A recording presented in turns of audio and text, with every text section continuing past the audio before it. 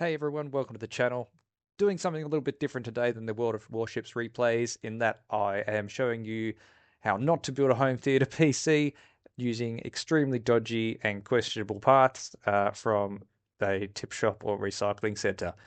This is the first video I've done in like 20 something years since the days of Windows XP and Windows Movie Maker. So please bear with me, I'm learning as I go. So first up, I got a little bit of background. I found an old TV on Facebook Marketplace, and it kind of kicked off this whole retro gaming nook idea. And I had a bit of space in my garage, and I've been collecting some old stuff. And I thought, you know what? I'd like to set up something for my kids that didn't necessarily need to have internet. I wanted them to be able to put a disc in and just push play, and there weren't ads, there weren't anything too modern for them. They could go back and watch VHS, DVDs, play on PlayStations, and yeah, this TV sort of ticked all the boxes for it. I then sort of set about building the place out so that they could actually use it. It was functional, but somewhere along the line, I kind of got bored of the whole thing and I decided that I wanted to upgrade it into a home theater system. I still wanted that core functionality to be correct, though. I still wanted the kids to just be able to chuck a disc in and it just work and play without too much mucking around. I had a cool little AM4 system that I had picked up fairly recently. Low power, had no RAM, had a hard drive or SSD. So I got that running and it was great, but I kind of found another case for it and I sort of did a quick swap. It was a Fractal Design R2 or 3, really cool thing, but the power button was broken and I kind of had to do some dodginess around that, and it wasn't ideal for the kids. So it was a couple of days later, just by pure chance, that I found another case at a local tip shop, which was a slimline, an ALUTEK aluminium thing, which some Australian company made back in like 2007. And I hadn't seen one before, but it was perfect for what I wanted. So the idea came that I wanted to swap this PC into that case. Seemed relatively simple. At least I thought. Alrighty, got this one here today. Wonder if any of you gurus on the internet can tell me what's wrong with it at a glance. So I couldn't until I got it out of the case. Oh yeah, that'll do it. I guess there might have been a few red flags now that I look back on it. Get it open. This is more or less how I found it. But for 10 bucks, I wasn't complaining. This might be a problem. The hard drive was still intact and works and has data on it. It came with cool digital card, SATA, DVD. The cooler took a bit of a chunk. Yeah, that motherboard is smoked. Power supply is good, actually still works. Other than that, pretty cool case. And what I'm thinking is I do a last minute chassis swap into this box here to watch the supercars. What's kind of more impressive about this thing though is they went all the way through. Do those holes line up? It might if put it on that way. God, how long was that drill bit? Yeah, so let me know if I should be doing this, because I mean, I really like this case. It's an old Fractal Design one that I only got the other day as well. But I'm just thinking that that is a really tall case for its spot, and that's kind of slimline. And I kind of have this cool little spot just down here that it would fit nicely. It was at this point in my editing that I worked out that I hadn't actually told anyone that I was going to go shopping. So yeah, that's what I did. And the plan completely changed. Shopping day.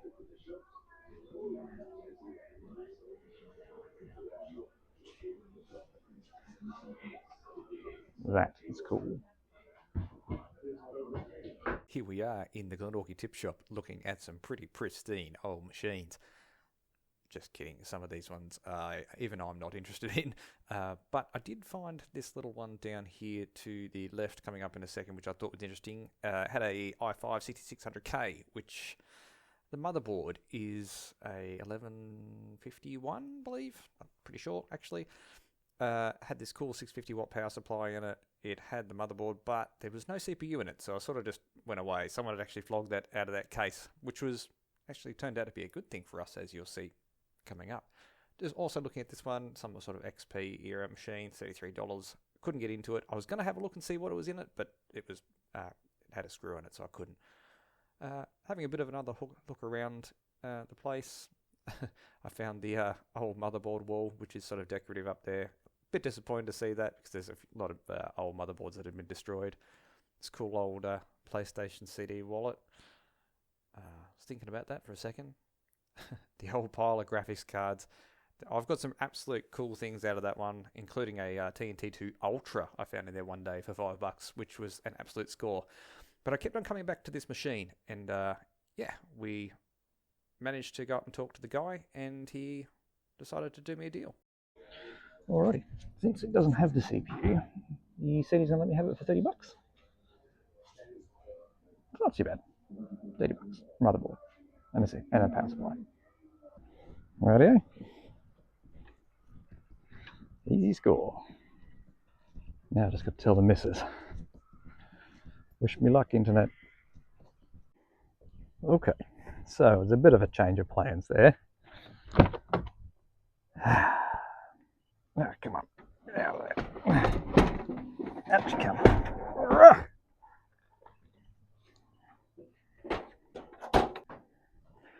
Now, where are you? I think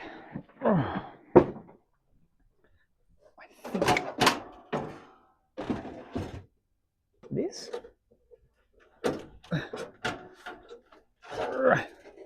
Look here. Now. Oh, yeah. Yeah, okay. So I'm pretty sure this has a 6700K in it. I'm pretty sure.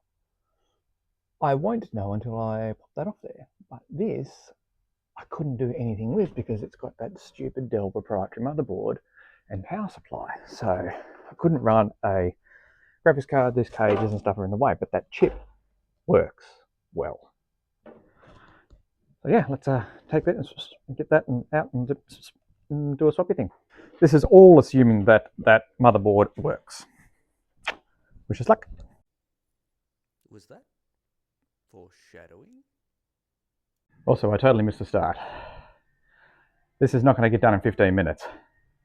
Or is it? And it wasn't even close. Missed it by a couple of days. In fact, there's probably going to be a part 2 to this. First of all, this thing needs a good dust.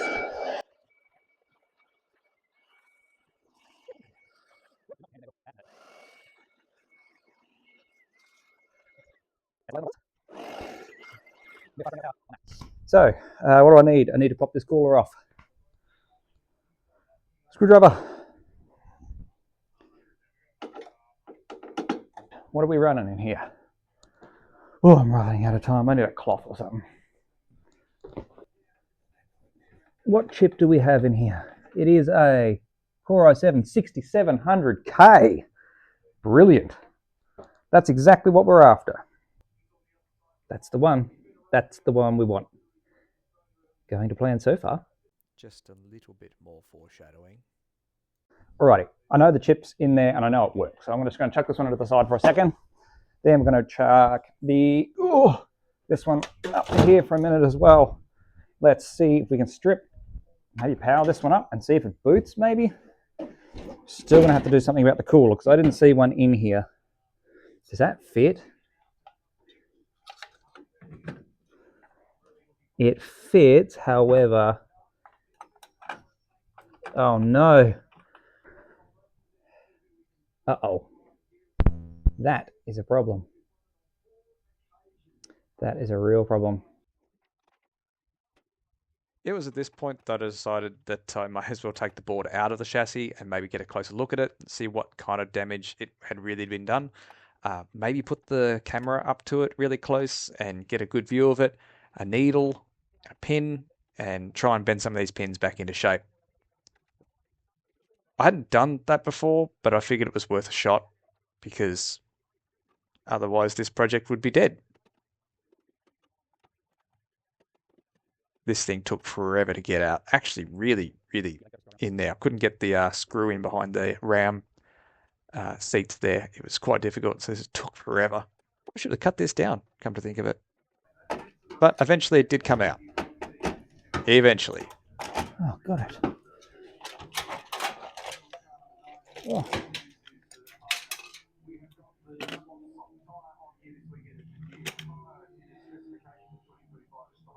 That is not good. Too far gone? Oof. Not too far gone. Actually as bad as what I thought on first glance. It's really hard to tell, but I think if I just lean some of these back over here, and it's really hard to do on trying to do it through a camera. I can't see, I'm nearly blind. But if I can get down in here and then... Slow and steady on this one, just going left and right, up and down, and sort of just trying to push as much over as I possibly could. But it was actually surprisingly easy. Very surprised. But I think that's pretty good. I think we could test that. Let's give it a go. I'll put the CPU back in there, just to keep it a bit safer.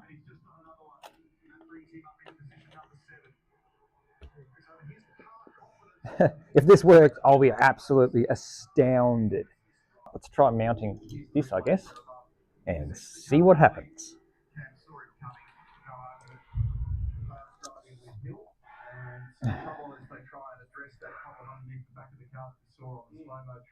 This is probably not needed at all because it doesn't work. Clean. And I have to mount it the correct way, even though the fan's all the way up there. Let's have a look at them. This one's busted. He's busted. Just can't get a win on this thing. Okay. Let me come back to you, Barry. Okay, cooler's on. But I just tried to put in the DDR4, which I thought would work with the 6700K, but it's DDR3? Anywho, well, it kind of works out well for me because I got a lot of DDR3. But when troubleshooting and testing, always just start with one stick. It simplifies things greatly.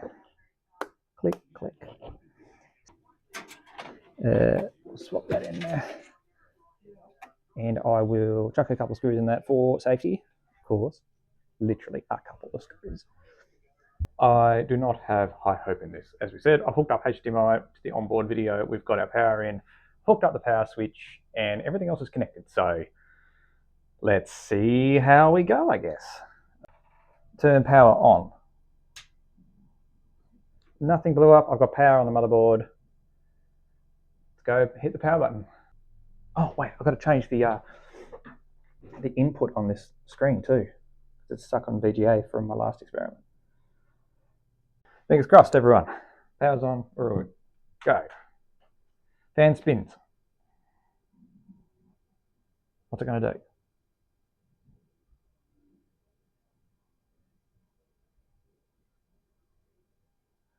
We don't have anything. Nope. Oh! Did you all see that? Something displayed. Very briefly, but it was there.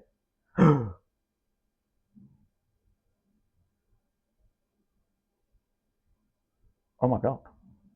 It worked. Okay, hang on. Okay, got our G15 plugged in here. Let's go. F1.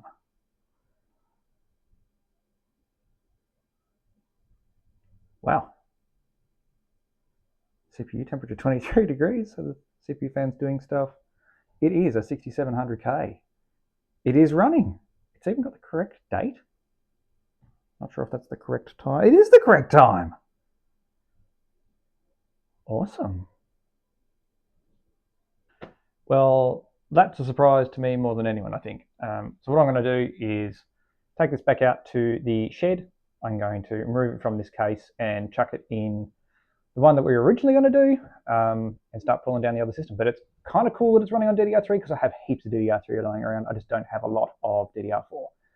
So a slight decrease from what I think I was going to be using, but 6700K with a 1070 and 16 gigs DDR3. Is it Ripjaw?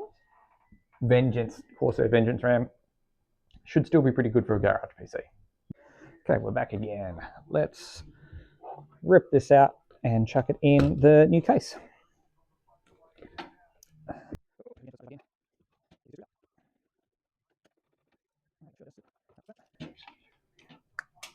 That's what we need. We need that one. Over there. That one. Alrighty, buddy. Over you go. Oh, no, actually, I wanted to take the Blu-ray player out of this one too.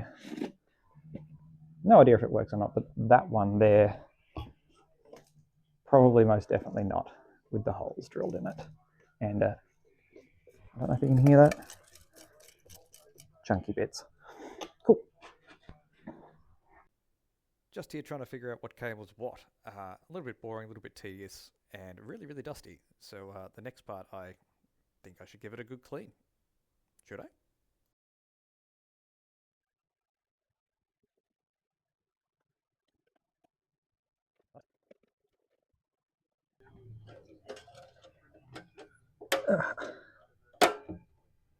Cool.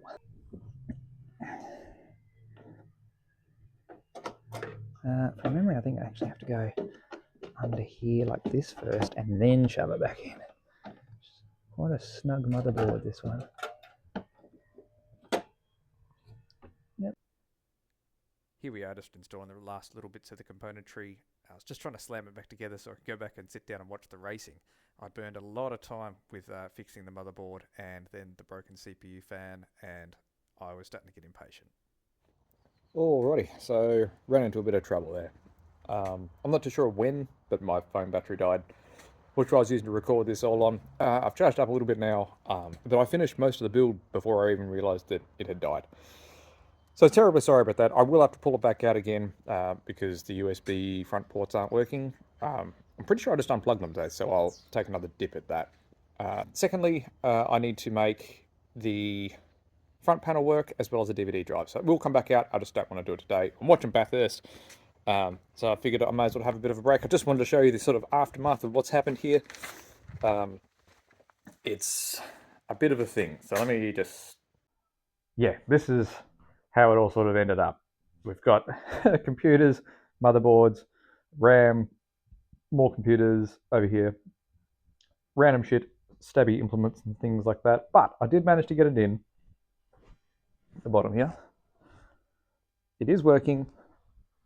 I'm not too sure what's happened to my screen though. See if I can just refresh that. Like, is that gonna fix it? Oh, cool. So I'll end it there. I'll catch up with you later. Alrighty, I had to leave it there because this video had gone on for way too long.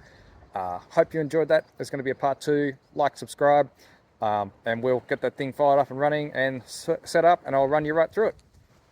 Catch you next time.